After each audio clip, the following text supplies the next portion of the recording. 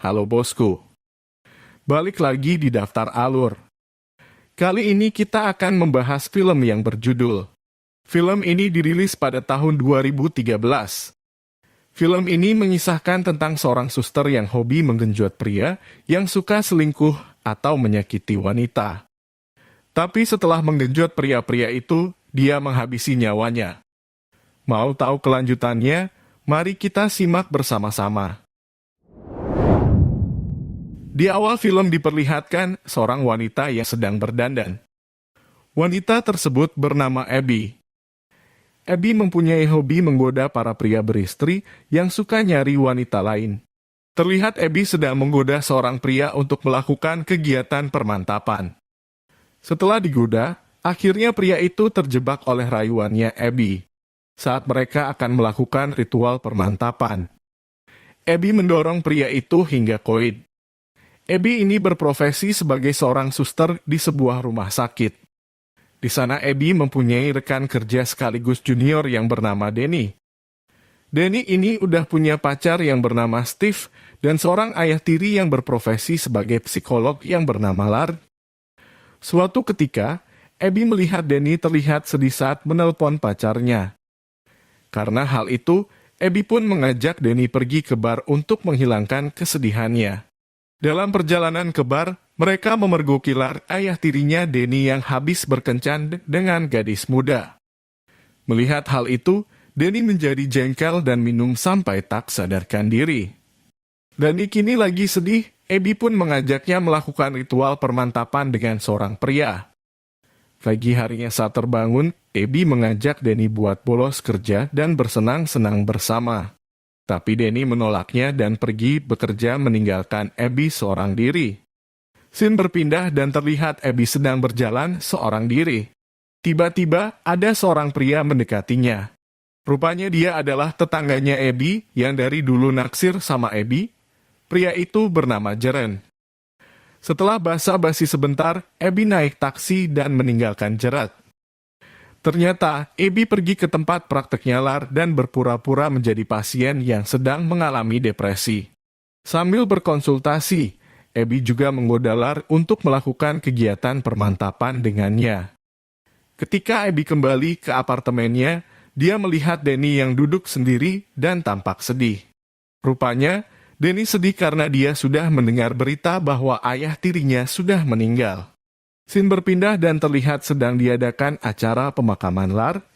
Di sana terlihat Abby yang sedang mengobrol seorang pria. Setelah ngobrol dengan Abby, pria itu menghampiri Danny.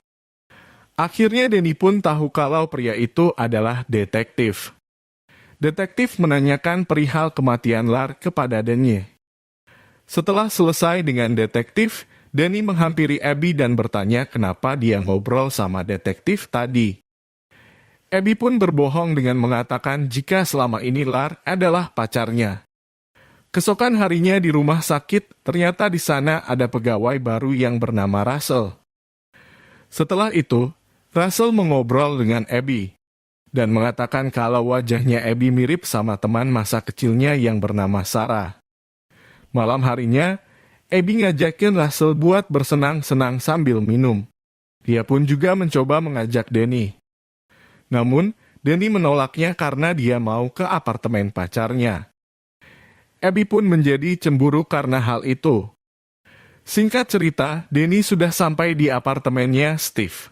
Dia mengecek komputer Steve, dan ternyata Abby mengirim foto-foto muka baik Danny saat dia mabuk dan melakukan permantapan dengan pria lain.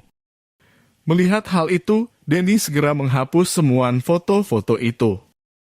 Tak lama setelah itu, Danny mendapat video call dari Russell yang berada di apartemennya Abby. Kelihatannya lagi mabuk berat sampai tidak sadar kalau Abby akan membiusnya dari belakang. Danny berusaha memberitahu Russell, tapi video call-nya keburu dimatiin. Karena takut ada kejadian apa-apa, Danny pun menelepon polisi dan menceritakan semuanya. Keesokan harinya, Danny melihat Abby yang berjalan santai keluar dari ruang interogasi. Detektif yang waktu itu mendatangi Danny mengatakan bahwa tidak terjadi apa-apa semalam. Detektif bilang kalau Russell hanya pingsan karena kobam. Detektif malah mencurigai Denny karena memberikan laporan palsu. Lalu si detektif menunjukkan foto Denny yang melakukan permantapan dengan pria lain. Dan ternyata di sana juga ada pacar Denny. Hal itu pun membuat pacar Denny marah dan meninggalkan Denny sendirian. Scene berpindah dan terlihat Denny menemukan artikel tentang masa lalu Abby. Tiba-tiba Russell disekap dari belakang dan artikel itu langsung dihapus. Karena Denny curiga dengan Abby, dia pun mulai melakukan penyelidikan kepada Abby. Dia mendatangi sebuah panti asuhan yang menampung seorang anak yang bernama Sarah. Ternyata dulu ceritanya ini Sarah bersama ibunya berkunjung ke tempat kerja bapaknya. Ternyata bapaknya lagi bermantap-mantap dengan wanita lain. Melihat itu, ibunya Sarah marah-marah tapi bapaknya malah marah-marah balik dan melakukan kekerasan. Namun, Sarah yang masih kecil mengambil pisau dan menusuk bapaknya dari belakang hingga bapaknya meninggal. Sejak hari itu Sarah tinggal di panti asuhan. Lalu dia diadopsi oleh seorang suster yang namanya mirip sama dengan namanya Sarah yang sekarangnya itu Abigail Russell. Takut akan hal itu, Denny lalu menelepon Abby. Tapi Abby dengan santainya mengatakan kalau korbannya yang selanjutnya adalah Steve. Denny pun langsung menuju rumah sakit. Sesampainya di rumah sakit, Denny mencari Abby dan langsung menyerangnya. Terjadilah pertengkaran antara Abby dan Denny. Karena kalah mekanik, Abby langsung kabur dan melapor ke satpam. Di sana, dia berbohong kalau dia diserang oleh Denny. Saat satpam lengah, Abby langsung menyerangnya menggunakan alat kejut jantung. Karena dapat laporan dari rumah sakit, polisi sampai turun tangan untuk menangkap Abby. Tapi Abby berhasil menghabisi semua polisi yang berusaha menangkapnya. Singkat cerita, Abby sudah terpojok di suatu ruangan. Dengan penuh kegilaan, Abby menghabisi dokter dan semua pasien yang ada di ruangan itu. Abby pun kini udah kelelahan dan tidak bisa apa-apa lagi.